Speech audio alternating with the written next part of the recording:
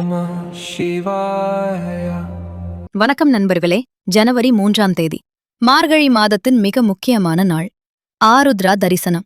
இந்த உலகமே இயங்குறதுக்கு காரணமான அந்த நடராஜ பெருமானின் ஆனந்த தாண்டவத்தை தரிசிக்கிற நாள் இது. ஆனா இந்த ஆருத்ரா தரிசனத்துக்கு பின்னாடி ஒரு மிரட்டலான வரலாற்று சம்பவமோ ஒரு ஜோதிட ரகசியமோ இருக்குன்னு உங்களுக்கு தெரியுமா? இந்த ஆருத்ரா தரிசன கதைய வெறும் கதையா மட்டும் பார்க்காம அந்த நடராஜ பெருமானின் அருளாசீர்வாதமா நினைச்சு கேளுங்க.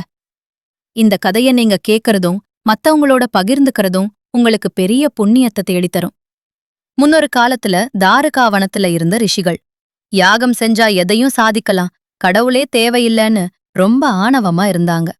அவங்க செருக்க அடக்க சிவன் பிச்சாடனார் கோலத்துல வரார். கோபமான ரிஷிகள் ஒரு பெரிய புலிய ஏவி விடுறாங்க. சிவன் அந்த புலிய கொன்று அதன் தோலையே ஆடையாக உடுத்திக்கிட்டார்.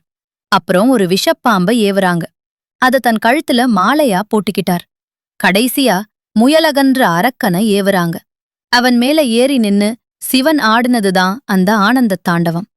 ஜோதிட ரீதியா பார்த்தா ஆருத்ரான்னா திருவாதிரை நட்சத்திரம்.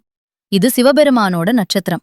இந்த நேரத்துல பிரபஞ்சத்துல ஈர்ப்பு விசை ரொம்ப அதிகமா இருக்கும்.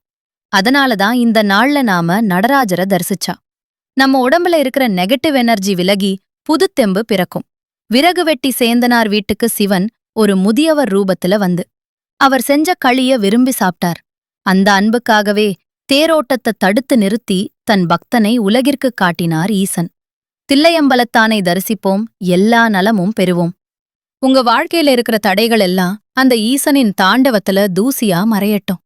உங்க மனசுல இருக்கிற வேண்டுதலோட மறக்காம கீழே கமெண்ட்ல ஓம் நமச்சிவாயன்னு சொல்லுங்க.